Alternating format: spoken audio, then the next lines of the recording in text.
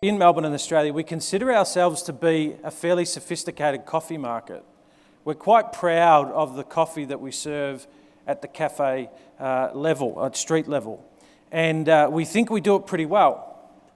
We have all these different kinds of coffees that we serve in different ways, and we have a whole lot of theatre that happens around coffee.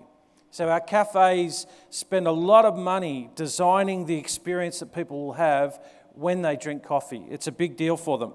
And you can see we've even adapted some of the American style of pour-over coffee, and it's become a really big part of what we offer in cafe, which, 10 or 15 years ago, you wouldn't see pour-over coffee available in Australian cafes. When we travel around the world, sometimes we lament the fact that, Australians will come back and say, we can't find good coffee anywhere.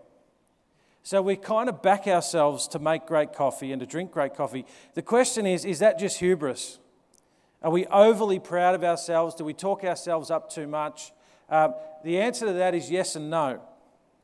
In some ways we do, but in other ways we don't. Our coffee credentials have actually been fairly well stated and fairly well recognised globally, thankfully.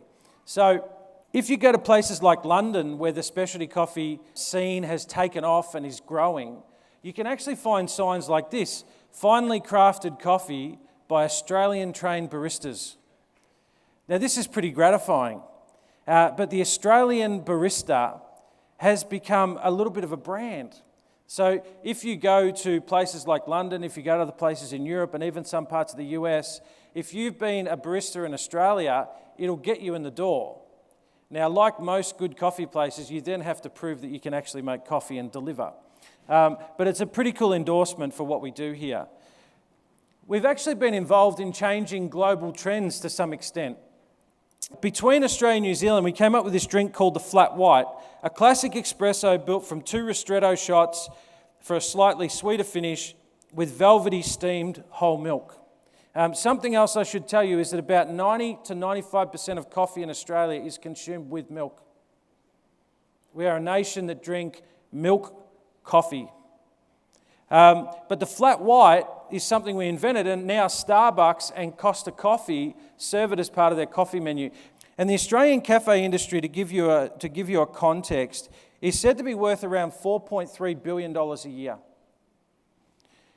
And the annual growth from 2010 to today is at 3.2% ongoing. And it doesn't look like slowing down. Consumption is up.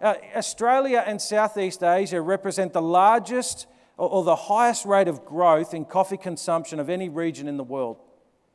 And it says to me, along with a number of other things, that the palate in Australia is significant, that the opportunity for growth in Australia is real, and that coffee that's well made is going to do well in a little place like Australia.